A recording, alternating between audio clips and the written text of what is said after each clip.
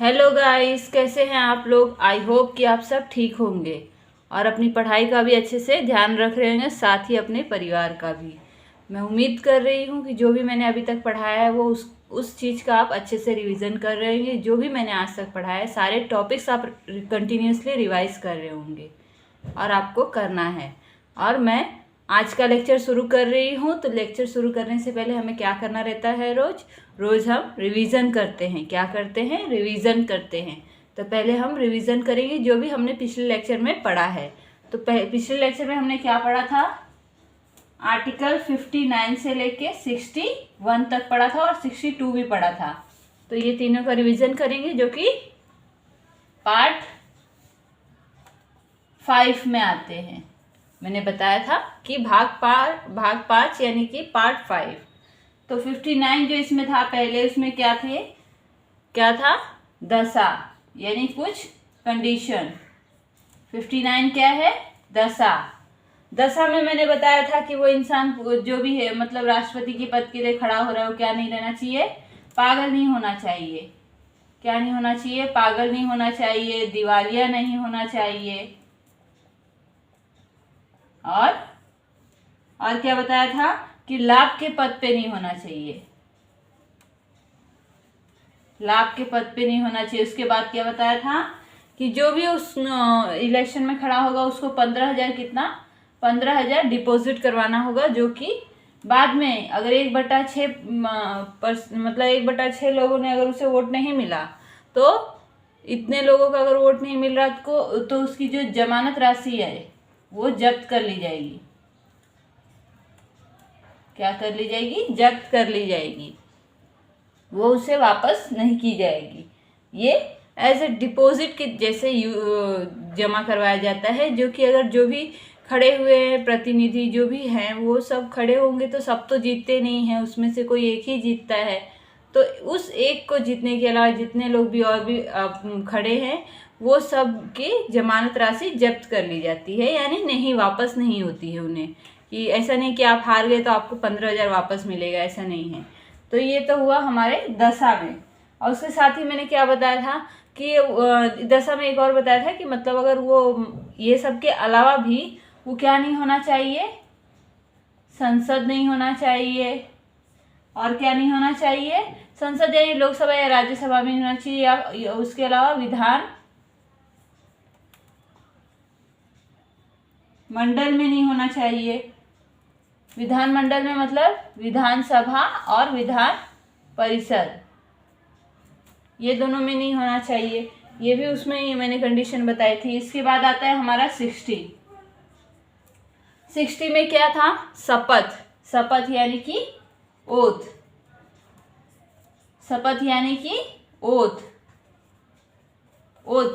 में इनको ओथ दिलाने का काम कौन करता है? राष्ट्रपति। तो सबको ज्यादातर मेजोरिटी केस में ये सबको ओथ दिलाने का काम करते हैं, सबको उनकी पोस्ट देने का काम करते हैं। लेकिन इन्हें ओथ दिलाने का काम कौन करता है? मैंने बताया था CJI, chief justice of India. लेकिन अगर वो नहीं है तो अगर ये ना हो तो कौन करेगा? 33 जजों में से जो भी सीनियर होगा, वो 33 में से जो भी अवेलेबल हो, ऐसा तो है नहीं कि सबके सब एक साथ चले जाएंगे, तो इसलिए 33 में से जो भी अवेलेबल होगा सीनियर जज, इनको ओथ दिलवाने का मतलब जिम्मेदारी है। और उसके बाद मैंने बताया था कि हमारे जो मतलब इस समय एट द प्रेजेंट टाइम कौन हमारे चीफ जस्टिस ऑफ इंडिया है? वो है एन वी रमन्ना, जो कि कौन से नंबर के हैं? 48 नंबर के चीफ जस्टिस ऑफ इंडिया है। ये कब अपनी पोस्ट को संभाले? मैंने बताया था 24 अप्रैल 2021। ये सब तो कल मैंने बता दिया था आपको, आज हम वही रिवाइज कर रहे हैं। उसके बाद मैंने क्या बताया था? 61 महाभियोग, जो कि राष्ट्रपति पे लगाया जाता है। केवल और केवल महाभियोग राष्ट्रपति पे लगाया जाता है। और किन किन कंडीशन में लगाया जाता है वो बताया था। विदेशी राष्ट्र के प्रभाव में आ जाए अगर, तो इस कंडीशन में लगाया जा सकता है। और क्या, अगर ऐसा हो कि किसी को ऐसा लगे कि ये राष्ट्रपति सही नहीं है, तो मतलब अलग अलग किसी रीजन से, तो ऐसा मतलब किसी भी वजह से अगर ऐसा लग रहा है कि राष्ट्रपति सही नहीं है तो उन पर महाभियोग लगाया जा सकता है। तो महाभियोग ऐसा तो है नहीं कि बहुत ही छोटी पोस्ट है, कोई भी किसी ऐसे निकाल के बाहर कर देगा उनको पोस्ट से। तो उनकी पोस्ट से निकालने के लिए भी एक प्रोसेस है। तो उस प्रोसेस में क्या है कि जो हम लोकसभा या राज्यसभा कहीं से भी शुरू कर सकते हैं, लोक या राज्य कहीं से भी शुरू कर सकते हैं, लेकिन उसके साथ ही 1/4 लोगों को है ना आपको सपोर्ट करनी चाहिए इस प्रोसेस को शुरू करने के लिए। किसी भी सदन से शुरू करने के लिए 1/4 यानी कि 25% लोगों को आपको सपोर्ट करना चाहिए कि ये जो हमारे राष्ट्रपति हैं ये अपने पद के लिए ठीक नहीं है। और इस प्रोसेस को स्टार्ट करने के लिए अगर आपको 25% लोगों का सपोर्ट मिल गया तो आप शुरू करने को तो मतलब कह सकते हैं, मतलब अपनी बात रख सकते हैं, हाँ ये राष्ट्रपति ठीक नहीं है। लेकिन इसका मतलब ये नहीं कि ये करने से ही आप उन्हें बाहर निकाल देंगे। उसके साथ ही आपको उनको निकालने के मतलब सदन से, जिस भी सदन में शुरू कर रहे हैं वहाँ से आपको कितना 2/3 लोगों का बहुमत होना चाहिए, जो कि 66% होता है। इतने % लोगों का अगर आपको बहुमत होना चाहिए, क्या होना चाहिए? बहुमत। अगर बहुमत आपको मिल रहा है तो उस जो भी सदन है, लोकसभा या राज्यसभा, जिस भी सदन से आप हैं शुरू कर रहे हैं वहाँ से उन्हें बाहर कर दिया जाएगा। और उसके बाद उस वहाँ से निकलने के बाद उन्हें नोटिस दी जाएगी, जहाँ से भी उन्हें, जिस सदन से भी उन्हें बाहर कर दिया गया है तो उस सदन से उन्हें नोटिस दी जाएगी कि आपको इस सदन से बाहर कर दिया गया है। आप अपनी सफाई के लिए जो भी मतलब लोकसभा से किया गया तो राज्यसभा में 14 दिन पहले, कितने 14 दिन पहले उन्हें 14 दिन का उन्हें टाइम दिया जाएगा। और उसके बाद उन्हें कहा जाएगा कि आपके ऊपर जो आरोप लगा है उसके मतलब खिलाफ में आप क्या कहना चाहते हैं। तो उन्हें 14 दिन का अपने सफाई का मौका दिया जाएगा। उसके साथ ही वो अपने एक रिप्रेजेंटेटिव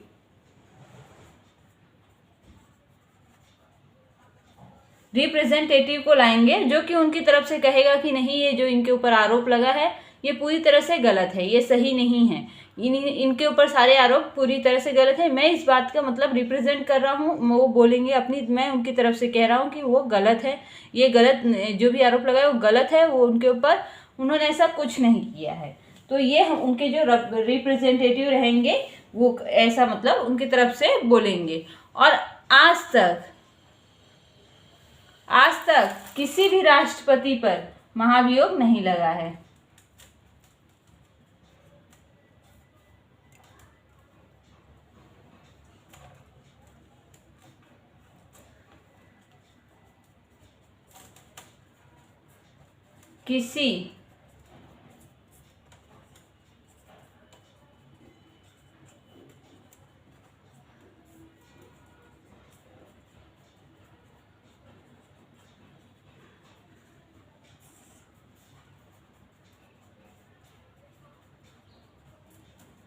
किसी भी राष्ट्रपति पर आज तक महाभियोग नहीं लगा है। आज तक जो भी राष्ट्रपति आए हैं वो अपने पद पे पूरी तरह से जितने दिन उनका टाइम रहा है उतने दिन रहे हैं। अगर इनकेस उनको कोई और मतलब उनकी डेथ ना हो जाए या फिर कोई और रीज़न ना हो तो वो खुद अपने से अगर अपना पद ना छोड़े तो। उसके बाद ये पद कहाँ से लिया गया है? यूएसए से। कहाँ से लिया गया है? यूएसए से ये पद लिया गया है।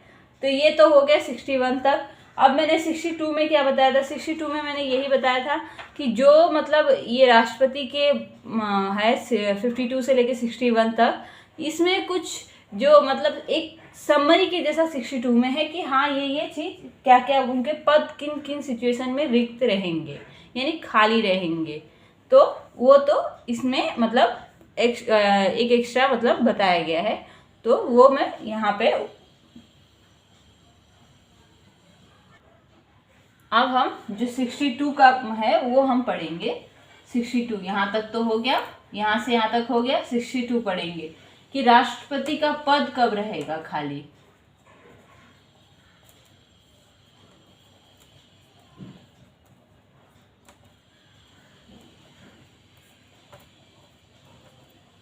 किन किन सिचुएशन में उनका पद खाली रहेगा।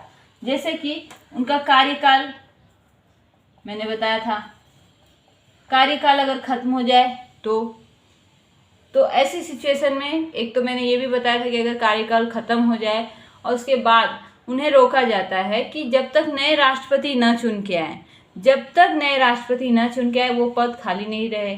तो इस सिचुएशन में उन्हें कहा जाता है कि आप जो भी पुराने राष्ट्रपति हैं जिनका कार्यकाल खत्म हो चुका है, उनमें कोई कमी तो है नहीं कि हम उन्हें जल्दी से जल्दी बाहर निकाल के करें, उनका टाइम पूरा हो गया तो उन्हें कहा जाएगा कि आप कुछ समय और रुकिए जब तक नए राष्ट्रपति न चुने जाए, और जब नए राष्ट्रपति चुने जाएंगे उसके बाद उन्हें उनका पद छोड़ने को कहा जाएगा कि अब आप जा सकते हैं। तो कार्यकाल, अगर ये एक सिचुएशन है कि अगर आपका कार्यकाल खत्म हो गया राष्ट्रपति का, तो वो उस सिचुएशन में पद खाली रहेगा। और दूसरा क्या था कि जो अगर वो खुद से अपना मतलब पद छोड़ दे, क्या दे, त्याग पत्र दे दे, तो वो खुद ही अपना पद छोड़ दे, नहीं मैं नहीं इस पद को अब लेना चाहता हूँ, तो ऐसी सिचुएशन में फिर आप उन्हें रोक नहीं सकते। तो इस सिचुएशन में आप 6 महीने के अंदर नए राष्ट्रपति चुन लेंगे। 6 महीने के अंदर नया इलेक्शन होगा और नए राष्ट्रपति चुने जाएंगे, क्योंकि उन्हें तब तो नहीं रोका जा सकता, तो खुद ही छोड़ रहे हैं तो उन्हें कैसे रोका जाएगा। और उसके बाद अगर उन पे महाभियोग लग जाए, महाभियोग लग जाए अगर, तो ऐसी सिचुएशन में भी उनको फिर 6 महीने के महाभियोग लगाया जाए तो नए राष्ट्रपति चुने जाएंगे 6 महीने के अंदर ही। उसके बाद आता है कि अगर उनका जो इलेक्शन है, जो उनका निर्वाचन है वो अवैध पता चलता है, मान लीजिए इलेक्शन हुआ और उसके बाद वो चुने गए और बाद में पता चल रहा है कि वो गलत ढंग से चुने गए हैं, यानी उनमें कुछ कमी है, जैसे कि उन्होंने अपनी उम्र बढ़ा के बताई हो या फिर कुछ और रीज़न हो, वो किसी विदेशी राष्ट्र के, जैसे मैंने बताया पहले, कि प्रभाव में हो, तो बाद में अगर पता चल रहा है तो उनका निर्वाचन कुछ और वजह से अगर ऐसा मतलब बाद में इलेक्शन होने के बाद उन्हें पोस्ट मिल गई, उसके बाद भी उनका निर्वाचन रद्द कर दिया जाएगा और फिर 6 महीने के अंदर वही बात कि नए राष्ट्रपति का चुनाव किया जाएगा। और उसके बाद क्या हो, उनकी मृत्यु हो जाए।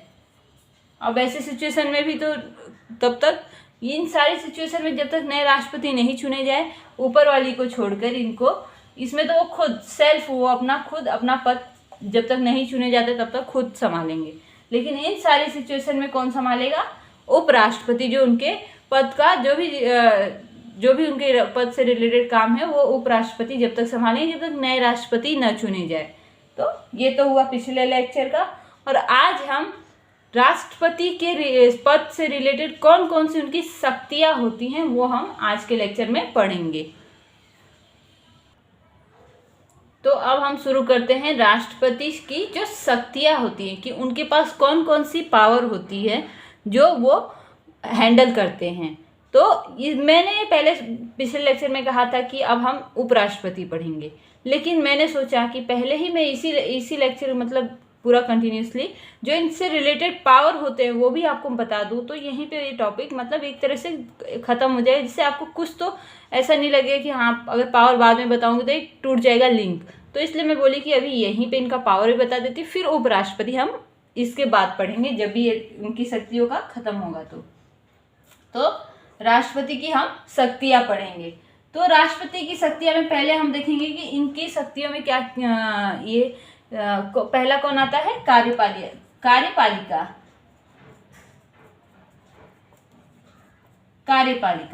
पहले मैंने बताया कि कार्यपालिका के हेड होते हैं, लेकिन ये ऑफिशियल हेड होते हैं। क्या होते हैं, ऑफिशियल हेड होते हैं। एग्जीक्यूटिव जिसे कहा जाता है। तो ये उसमें कौन कौन सा इनको मतलब हक, इनके शक्तियाँ होती हैं, वो कार्यपालिका में, एग्जीक्यूटिव में इनके कौन कौन से पावर होते हैं वो मैं बताऊंगी। तो पहला क्या होता है इनका, एक तो कि हस्ताक्षर, यानी कि किसी भी पोस्ट को कोई भी ऐसा चीज़ हो जिस चीज़ के लिए मतलब कोई नियम पास करना हो या फिर किसी मंत्री को अपॉइंट करना हो या फिर मतलब ऐसी कोई भी चीज़ हो जो मतलब देश के ऊपर लागू करनी हो, तो ऐसी सिचुएशन के लिए राष्ट्रपति के सिग्नेचर के बाद ही वो नियम या फिर कुछ भी लागू होता है। तो ये उनके हस्ताक्षर पे ही डिपेंड करता है। वो ऐसा भी कर सकते हैं कि वो इस चीज़ के लिए उस मतलब हस्ताक्षर ना करें, उसको पेंडिंग रख दे, नहीं मैं नहीं करूँगा, मैं बाद में करूँगा। तो ऐसा वो करते हैं, कर भी सकते हैं। तो वो उनके पास पावर होता है, वो वापस भी कर सकते हैं अगर, लेकिन वापस उनके पास आया तो वो फिर उन्हें मतलब अगर एक बार रिटर्न करने के बाद उन्हें वापस वही चीज़ वापस की जा रही है तो उन्हें फिर सिग्नेचर करना होगा। लेकिन वो ऐसा भी कर सकते हैं कि वो अपने पास ही रख ले और बोले पेंडिंग में अभी नहीं करूँगा, तो ऐसा वो करते हैं।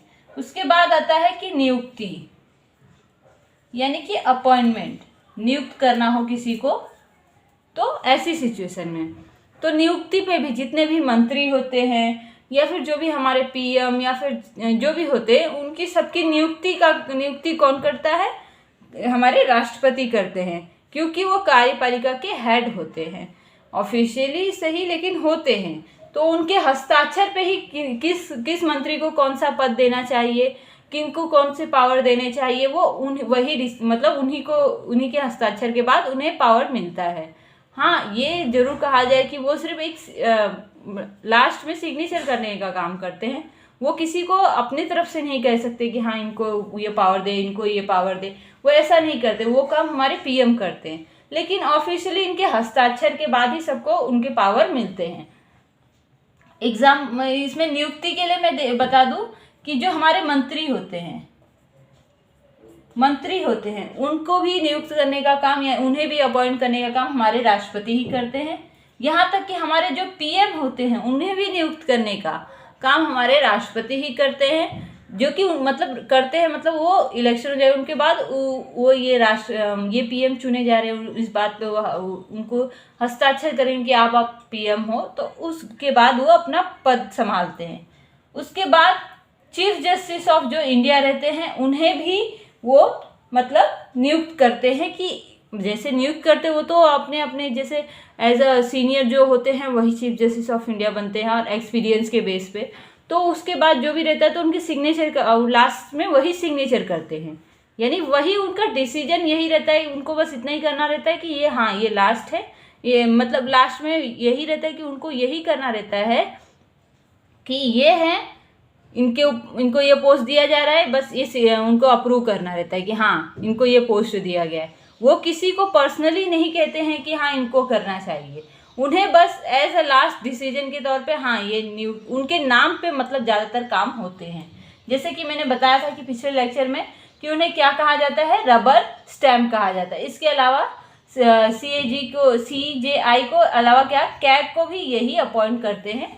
वो अपॉइंट करते हैं, वो बस एक अप्रूवल देते हैं कि हाँ ये होंगे। बस ये तो हो गए हमारी नियुक्ति का प्रोसेस। उसके बाद क्या आता है? थर्ड हमारा शपथ यानी कि ओथ भी मंत्री अब मंत्री को तो नीचे पोस्ट में तो नहीं वो जाते हैं ज़्यादातर, लेकिन हाँ ज़्यादातर पोस्ट में वही ओथ दिलाने का काम करते हैं। हमारे पीएम को भी, चीफ जस्टिस ऑफ इंडिया को भी, कैग को भी, सबको ओथ दिलाने का ज़्यादातर काम हमारे राष्ट्रपति का ही होता है। तो ये उनके शपथ से रिलेटेड हो गया। तो इस कार्यपालिका में यानी एग्जीक्यूटिव में उनके कौन कौन से पावर होते हैं वो मैंने यहाँ पे बता दिए।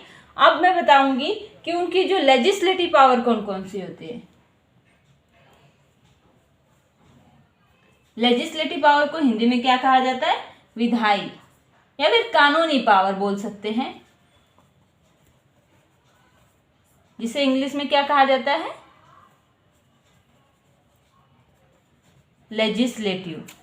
लेजिस्लेटिव इनकी कौन कौन से पावर होते हैं? तो इनके लेजिस्लेटिव पावर में पहला क्या आता है कि ये जैसे कि अगर ऐसे सेंट्रल लेवल पे किसी को कौन सी इलेक्शन में ऐसा होता है अक्सर कि कभी कभी SC ST के लिए सीट रिजर्व हो जाती है, कभी लेडीज़ के लिए सीट रिजर्व हो जाती है, तो अलग अलग तरह से सीट रिजर्व होती है। तो ये कौन करने का काम करता है? ये करने का काम हमारे राष्ट्रपति करते हैं। और जो राष्ट्रपति होते हैं वो सेंट्रल लेवल पे करते हैं। अगर मान लीजिए एक राज्य के अंदर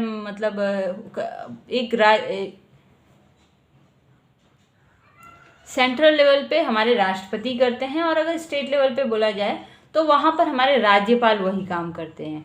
तो वहाँ पर वो रिजर्व या फिर किनको ये किस फील्ड में रिजर्वेशन, जैसे कि SC ST को फर्स्ट हम मान लीजिए SC और ST को रिजर्वेशन सीट में दिया जाए कि इस बार इनकी सीटें ज़्यादा होंगी, ये यही उठेंगे, ऐसा कर सकते हैं। और ये करना ज़रूरी भी है, क्योंकि अगर उनके रिप्रेजेंटेटिव ना हो तो उन्हें कौन रिप्रेजेंट करेगा? वैसे भी समाज ये उन्हें दबा रहा है और दबाता ही आया है, तो कोई तो उनकी तरफ से भी होना चाहिए रिप्रेजेंटेटिव, जो उन्हें बताए कि उन्हें क्या दिक्कत है। ऐसा एज सेंट्रल लेवल पे लाके उनकी समस्याओं को कौन रखेगा? तो उनके जो रिप्रेजेंटेटिव होते हैं वही ये काम करते हैं। तो इसलिए उनका भी रिजर्वेशन होना बहुत ज़रूरी है। सो ये SC ST के मतलब जो भी रिजर्वेशन देने का, जो भी ऐसे SC ST हो या फिर वुमेन्स हो या फिर लेडीज़, मतलब जो भी उनकी सीटों को रिजर्व करने का आप सेंट्रल पे राष्ट्रपति करते हैं और स्टेट लेवल पे राज्यपाल होते हैं। क्योंकि अब स्टेट लेवल तक तो राष्ट्रपति हमारे नहीं कर सकते, क्योंकि उनकी भी पद से रिलेटेड बहुत सारे काम होते हैं, इसलिए उतने नीचे तक वो नहीं संभाल सकते, इसलिए स्टेट लेवल पर राज्यपाल रखे जाते हैं। और दूसरा क्या होता है कि जो 2 एंग्लो इंडियन होते हैं,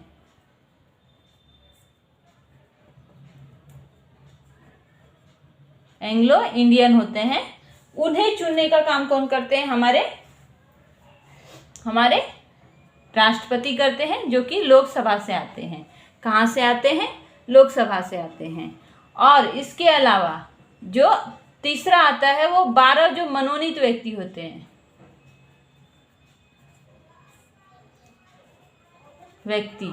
उन्हें भी चुनने का काम कौन करते हैं? ये राज्यसभा से चुने जाते हैं, तो इन्हें भी चुनने का काम कौन करते हैं?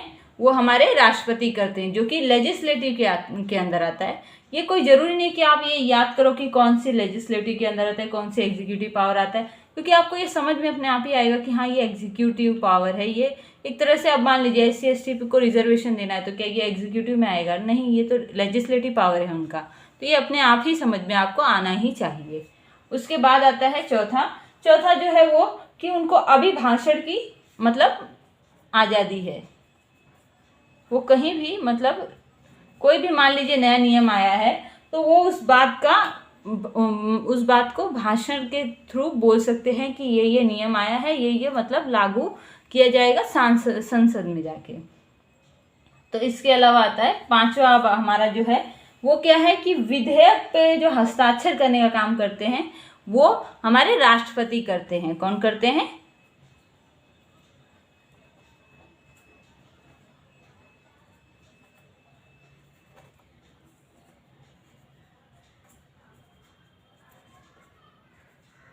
विधेयक पर हस्ताक्षर करने का काम कौन करते हैं? हमारे राष्ट्रपति करते हैं। अब विधेयक मतलब ये होता है कि मान लीजिए कोई नया नियम आया है, नियम लाने का काम तो हमारे PM, बनाने का काम हमारे एग्जीक्यूटिव मतलब उसे बनाने का काम कौन करता है? हमारे राष्ट्रपति PM करते हैं। लेकिन उस नियम को लागू करना है, इस बात का जो अप्रूवल करने का काम करते हैं वो हमारे राष्ट्रपति करते हैं कि जो भी नया नियम हो या फिर जो भी ऐसा कुछ फॉलो मतलब नया नियम या फिर कोई कानून ऐसा लाना हो, तो उस पर हस्ताक्षर लास्ट में अगर जब तक राष्ट्रपति ना करें जब तक वो पूरे देश पे लागू होगा ही नहीं।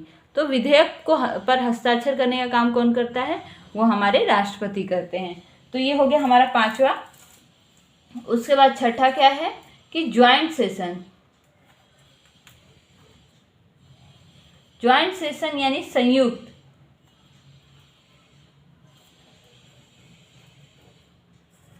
मान लीजिए लोकसभा और राज्यसभा में कभी कभी ऐसा होता है कि लोकसभा में एक पार्टी का ज़्यादा वर्चस्व, यानी ए पार्टी का लोकसभा पे पूरी सीटें उसकी रिजर्व है, ठीक है, और B पार्टी का राज्यसभा पे।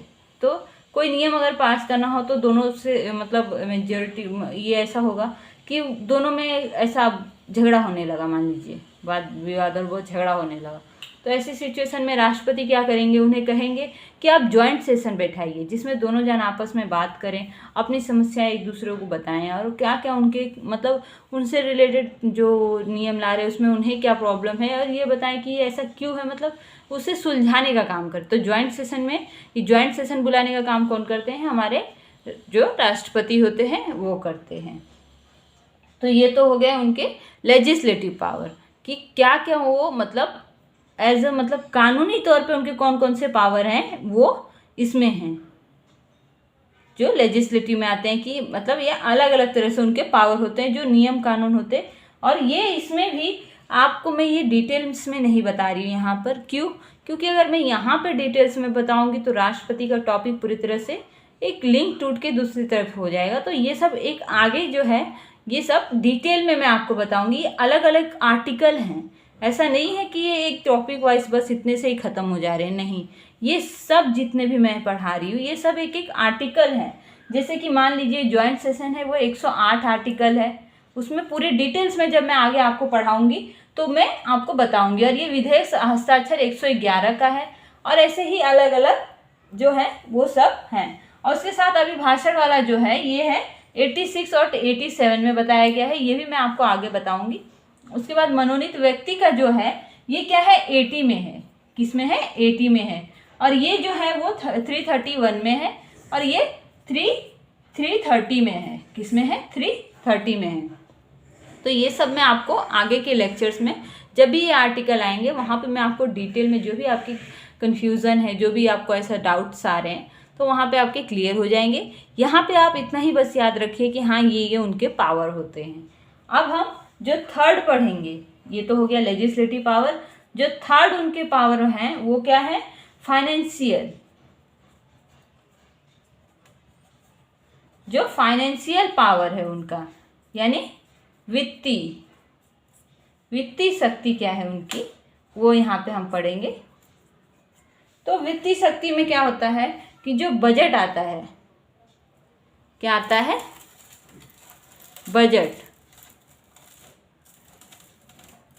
बजट जो है ये फर्स्ट बजट जो आता है, बजट जो है हमारा वो कौन लाने का काम करते हैं? हमारे राष्ट्रपति करते हैं। लेकिन वो अपने खुद नहीं लाते हैं, वो क्या करते हैं जैसे कि बजट वो खुद ना लाके उनके द्वारा जो चुने गए मंत्री होते हैं, यहाँ पे मंत्री को चुनने का काम कौन करते हैं? नियुक्त करने का काम वो हमारे राष्ट्रपति करते हैं। तो जो उनके द्वारा मंत्री चुने जाते हैं उन्हीं में एक वित्त मंत्री भी होते हैं। तो वो बजट किन से वो खुद न लाके वित्त मंत्री से लेके लाने को कहते हैं। वित्त मंत्री जो उनके द्वारा चुने गए रहते हैं वो उनको कहते हैं कि आप बजट प्रस्तुत करें और उसके बारे में जो भी है वो डिटेल्स, जो भी मतलब किस फील्ड में कितना पैसा और कितनी डेवलपमेंट कैसे कैसे लाई जाएंगी, इन सारी चीज़ों की डिटेल्स आप लोगों को बताइए। तो जो वित्त मंत्री होते हैं वो ये लाने का अधिकार मतलब राष्ट्रपति को है, लेकिन वो जो उनके द्वारा चुने गए वित्त मंत्री हैं उन्हें कहते हैं कि आप बजट लाइए और उससे रिलेटेड सारे डिटेल्स दिए, क्योंकि राष्ट्रपति के ऊपर भी बहुत सारी जिम्मेदारियां होती हैं, इसलिए वो उनके द्वारा चुने गए मंत्रियों को ये काम देते हैं। उसके बाद आता है दूसरा कि जो वित्त आयोग है, वित्तीय आयोग जो होता है उसमें क्या होता है कि मान लीजिए कि सेंट्रल में ये एक हम जो भी हर स्टेट अपने तरफ से जो भी टैक्स होता है, इनकम होती है, वो अलग अलग जो भी टैक्स होते हैं वो इकट्ठा करके सेंट्रल को भेजती है। ठीक है, सेंट्रल को भेजती है तो सेंट्रल उसमें से कुछ लेता है और कुछ देता है। तो वो जो लेन देन का मतलब जो कुछ रखता है और जो वापस करता है वो किसके तहत होता है? वो वित्तीय आयोग के तहत होता है। तो उसमें क्या होता है कि मान लीजिए अगर आप 100 रुपया दे रहे हैं टैक्स अपने स्टेट का, मेरा कोई ए स्टेट है, ये स्टेट का मैं टैक्स पूरा इकट्ठा करके यहाँ से सेंट्रल को भेज रही हूँ, तो सेंट्रल को मैंने 100 रुपया टैक्स दिया, तो वो ये 100 रुपये में से कितना मतलब लेगा और कितना मुझे वापस देगा, इस बात का नियम होना चाहिए। क्यों? क्योंकि कभी तो ऐसा भी हो सकता है कि सेंट्रल में कोई ऐसी गवर्नमेंट आ जाए जो ऐसा करे कि नहीं मैं तो पूरा टैक्स ले लूँगी, सिर्फ 10% ही मतलब स्टेट को वापस करूँगी। तो क्या स्टेट के लिए वो प्रॉब्लम नहीं है? वो 10% से कैसे चलाएगा पूरा स्टेट को? तो इसलिए एक नियम बनाया गया है कि हाँ इतना ही आपको रखना है, बाकी आप चाहे जो हो जाए आपको वापस करना ही करना होगा। तो वही नियम क्या है कि मान लीजिए आप 100 रुपये टैक्स दे रहे हैं, 100 रुपये दे रहे हैं, 100 रुपये दे रहे हैं, तो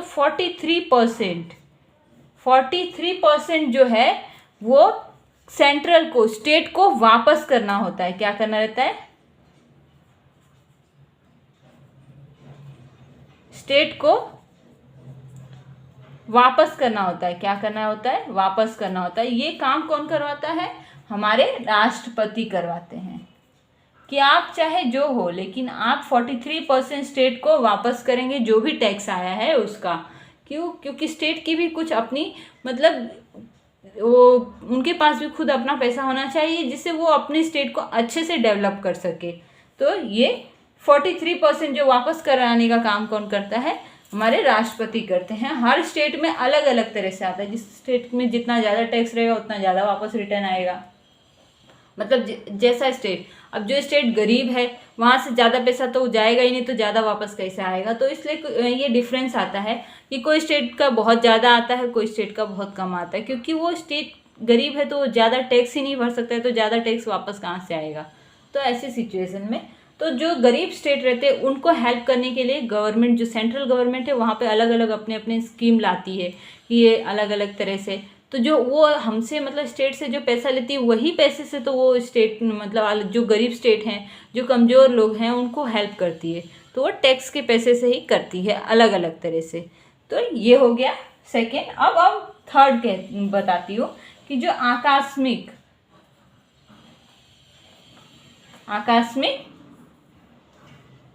निधि। अब इसमें आप बोलेंगे कि ये क्या होता है, कि मान लीजिए आकस्मिक निधि क्या होता है कि इमरजेंसी, क्या होता है, इमरजेंसी। इन केस अगर कोई स्टेट में कोई इमरजेंसी आ गई है, तो ऐसी सिचुएशन में बजट तो हर साल ये आता है, लेकिन एक टाइम उसका फिक्स रहता है कि वो इसी टाइम पे बजट आएगा। तो उसके ऐसा जरूरत नहीं जिस समय बजट आए उसी समय इमरजेंसी भी आए, वो तो कभी भी आ सकती है, क्योंकि उसका नाम ही इमरजेंसी है। वो तो जब आनी होगी जब ही आएगी।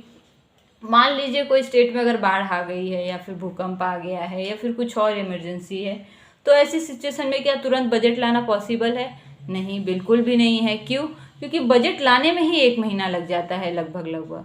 तो ऐसी सिचुएशन में कुछ एक इमरजेंसी के लिए फंड, मतलब फंड के तौर पे होना चाहिए, जिससे इन केस अगर कुछ इमरजेंसी आती है तो उस स्टेट को, वहाँ के लोगों को हेल्प करने के लिए कुछ पैसे अलग से रखे जाएं, जो ऐसी सिचुएशन अगर इन फ्यूचर हो तो वो पैसा रहे जिससे उन्हें हेल्प की जा सके, ना कि बजट को इंतज़ार किया जा सके। अगर बजट का इंतज़ार करेंगे तब तक वो स्टेट पूरी तरह से बर्बाद हो चुका रहेगा।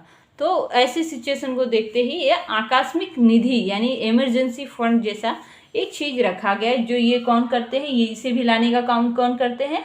ये राष्ट्रपति करते हैं। राष्ट्रपति करते हैं। अब आप सोच रहे हैं कि मैंने कहा था कि राष्ट्रपति तो रबर स्टैम्प हैं, वो खुद अपनी कोई डिसीजन लेते ही नहीं हैं। हाँ बिल्कुल, वो अपने डिसीजन नहीं लेते, ये सारे डिसीजन हमारे पीएम लेते हैं, लेकिन उनके नाम पे लेते हैं, है तो उन्हीं के पावर, बस वो एक अप्रूवल देने का काम करते हैं, वो खुद कोई डिसीजन नहीं लेते हैं। तो ये तो हुआ उनकी कि अगर इमरजेंसी फंड भी राष्ट्रपति के ही अप्रूवल पे आता है। उसके बाद आता है हमारा कि अब उनकी डिप्लोमेटिक कौन कौन सी पावर होते हैं। तो यहाँ तक ये हुआ। अब हम क्या पढ़ेंगे, उन जो राष्ट्रपति के शक्तियों में क्या आता है? राजनैतिक यानी कि डिप्लोमेटिक पावर जो उनके होते हैं, वो जिसे हम कूटनीतिक भी कहते हैं। तो राजनीतिक में क्या हो गया कि जैसे कि जो भी राष्ट्रपति को क्या रहता है कि वो जो ये डिप्लोमेटिक जो भी टॉपिक है, वो उन्हें खुद मतलब उन्हें इस बात का कहा गया है कि वो संभाले।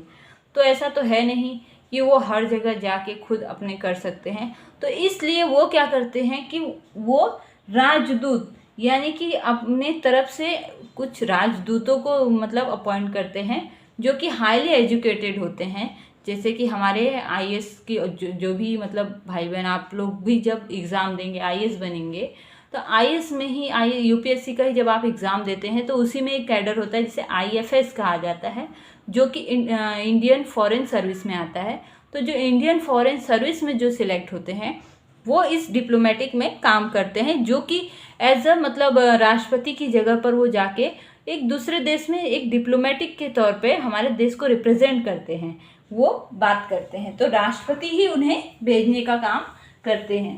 तो इसमें क्या आता है? पहले राजदूत को जैसे अगर इंडिया से मान लीजिए कहीं दूसरे देश में भेजना है, तो वो भेजने का काम कौन करते हैं? वो सब अपॉइंटमेंट, उस पर सिग्नेचर कौन करते हैं? राष्ट्रपति करते हैं।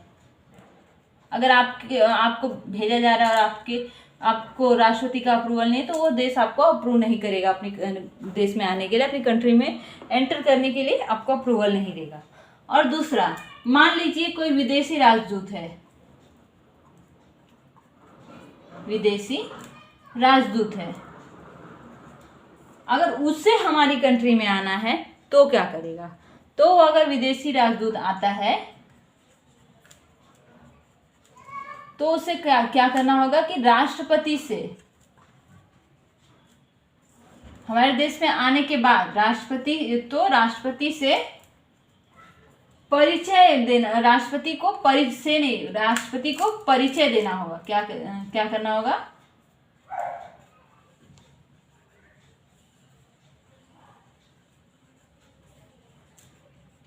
मान लीजिए आप कोई देश, दूसरी कंट्री के आप राजदूत हैं, तो ऐसी सिचुएशन में आप आएंगे हमारे देश में, उसके बाद राष्ट्रपति से मिलेंगे और आप बताएंगे कि हम उस देश के राजदूत हैं। तो ऐसी और ये हमारे देश में, मतलब अगर हमारे देश से रिलेटेड कोई भी टॉपिक रहेगा तो उसमें हम आपकी हेल्प करेंगे और अपनी सारी डिटेल्स देंगे।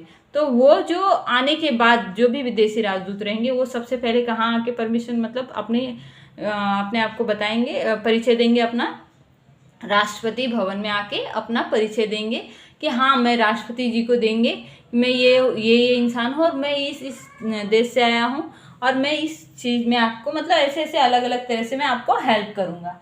तो ये तो हो गया दो, मतलब इसमें सेकेंड पॉइंट ये हो गया। और उसके बाद आता है एग्जाम्पल। मान लीजिए अगर मैं आपको कहूँ कि जो भी इसमें अलग अलग तरह से होते हैं, हर जो देश होते हैं उसमें अलग अलग राजदूतों को अलग अलग नाम से मतलब बुलाया जाता है।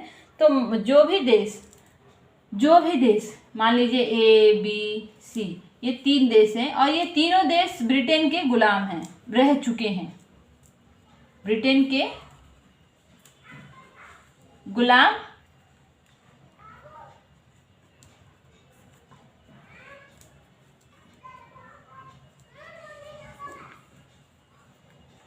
तो ऐसे देश को क्या कहा जाएगा? ये सारे देश को क्या कहा जाएगा? जो देश कभी ब्रिटेन के गुलाम रह चुके हैं, तो ऐसे देश के जो राजदूत होंगे उन्हें क्या कहा जाता है? उन्हें हाई कमिश्नर कहा जाता है।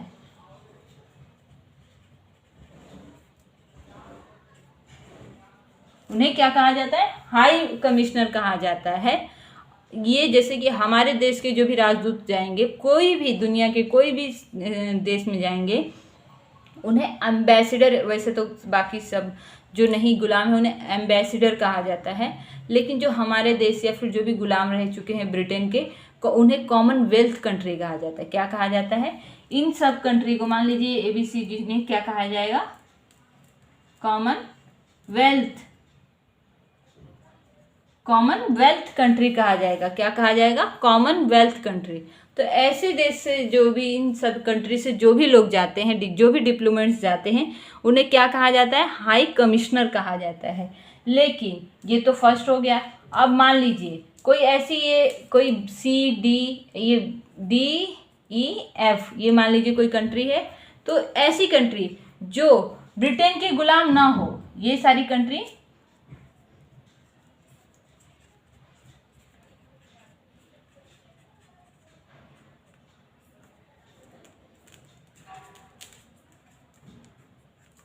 जो ब्रिटेन के गुलाम ना हो, तो जो कभी ब्रिटेन के गुलाम हो ही ना, जैसे कि रसिया, तो ऐसे कंट्री के जो भी राजदूत रहेंगे उन्हें क्या कहा जाएगा? उन्हें एम्बेसडर कहा जाएगा। इन्हें क्या कहा जाएगा? एम्बेसडर। इन्हें क्या कहा जाएगा? एम्बेसडर कहा जाता है। ये कोई भी कंट्री में जाएंगे, हमारी कंट्री में आएंगे तो हम इन्हें एम्बेसडर कहेंगे। क्या कहेंगे? हम इन्हें एम्बेसडर कहेंगे। ये हमारी कंट्री में आएंगे तो हम इन्हें एम्बेसडर कहेंगे, लेकिन अगर हम इनकी कंट्री में जाएंगे तो ये हमें हाई कमिश्नर कहेंगे। तो क्यों? क्योंकि हम कभी ब्रिटेन के गुलाम रह चुके हैं। तो जो भी कंट्री, जैसे पाकिस्तान हो गया, जो भी ऐसी कंट्री जो ब्रिटेन की कभी गुलाम रह चुकी है, तो ऐसी कंट्री के जो भी राजदूत रहते हैं उन्हें हाई कमिश्नर कहा जाता है। और जो नहीं गुलाम रहे हैं ब्रिटेन के, उन्हें एम्बेसडर कहा जाता है। हमारे कंट्री में वो आएंगे तो हम उन्हें एम्बेसडर कहेंगे, लेकिन हम उनकी कंट्री में जाएंगे तो वो हमें हाई कमिश्नर कहेंगे। तो आज के लिए इतना ही। अब आपको बताना है कि आपको लेक्चर कैसा लगा। अगर आपको अच्छा लग रहा है, आपको समझ में आ रहा है, तो मुझे कमेंट्स करके ज़रूर बताएं, और अगर ना अच्छा लगे तो भी बताएं। तो अब पहले मैं रिवाइज करवा दूँ पहले। तो रिवीजन हम स्टार्ट करते हैं। ये आपको सीक्वेंस वाइज याद करने की कोई खास ज़रूरत नहीं है। हाँ, ये एग्ज़ाम में पूछे जाते हैं, तो इसलिए आपको इतना याद रखना ज़रूरी है कि हाँ, ये उनके पावर होते हैं, क्योंकि एग्ज़ाम में कभी कभी पूछ लिया करते हैं, और अक्सर कोई कुछ टॉपिक हैं जो बहुत ज़्यादा ही पूछे जाते हैं। जैसे कि ये बजट लाने का कौन काम करता है, ये राष्ट्रपति का काम, ये राष्ट्रपति लाते हैं, लेकिन राष्ट्रपति की तरफ से वित्त मंत्री लाते हैं। काम ये राष्ट्रपति का है कि ये राष्ट्रपति का पावर है कि वो बजट लाए, लेकिन करता कौन है, वित्त मंत्री। अब हम रिवीजन स्टार्ट करते हैं। रिवीजन में पहला क्या करेंगे, कार्यपालिका। कार्यपालिका में मैंने क्या क्या कहा कि इसे एग्जीक्यूटिव कहा जाता है, और एग्जीक्यूटिव में ये हस्ताक्षर, यानी जो भी कोई नियम हो या फिर कुछ ऐसा हो जिसमें मतलब जो पूरे देश पे लागू हो, या फिर कोई ऐसी पावर हो, कोई पोस्ट हो, तो ऐसी चीज़ के लिए हस्ताक्षर करने का काम हमारे राष्ट्रपति करते हैं। और मंत्री अपॉइंट करना हो, पीएम, सीजेआई और कैग, ये सबको अपॉइंट करने का काम कौन करता है, हमारे राष्ट्रपति। और शपथ दिलाने का भी काम हमारे राष्ट्रपति ही करते हैं ज़्यादातर पोस्ट में। उसके बाद आता है, और मैंने क्या कहा था कि राष्ट्रपति को शपथ दिलाने का कौन काम करता है, चीफ जस्टिस ऑफ इंडिया। आपको याद रखना है हर बार, ये नहीं कि भूलते जाना है, आगे पढ़ रहे तो पीछे का भूलना है, ऐसा बिल्कुल नहीं करना है, बल्कि हमें कंटिन्यूसली उसे रिवाइज करते रहना है। और विधायकी कानूनी, यानी कानूनी जो भी लेजिस्लेटिव पावर कौन कौन से होते हैं, कि मान लीजिए कोई भी एक तरह से, जैसे SC ST या वुमेन्स के लिए कोई सीट रिजर्व करने, तो ये सब काम सेंट्रल लेवल पे हमारे राष्ट्रपति करते हैं, और स्टेट लेवल पे राज्यपाल करते हैं। और 2 एंग्लो इंडियन को अपॉइंट करने का काम भी राष्ट्रपति करते हैं। 12 मनोनीत व्यक्ति को भी अपॉइंट करने का काम हमारे राष्ट्रपति ही करते हैं। अभिभाषण की भी उन्हें आज़ादी है, और उसके साथ ही विधेयक पर हस्ताक्षर भी हमारे राष्ट्रपति ही करते हैं। ज्वाइंट सेशन भी बुलाने का काम राष्ट्रपति ही करते हैं, ये उन्हीं के पास इस चीज़ का पावर है। उसके बाद हमारे जो फाइनेंशियल पावर क्या होते हैं हमारे राष्ट्रपति के, उसमें उन्हें बजट लाने का पावर होता है, तो लेकिन वो खुद न लाके, वो उनके द्वारा चुने गए जो मंत्री होते हैं, वित्त मंत्री को बजट लाने के लिए कहते हैं, और उससे रिलेटेड सारी जो भी जरूरी का टॉपिक्स हैं वो सबको बताने का काम हमारे वित्त मंत्री ही करते हैं, जो कि इस समय निर्मला सीतारमण जी हैं अभी इस समय एट द प्रेजेंट टाइम। और उसके बाद आता है वित्त आयोग।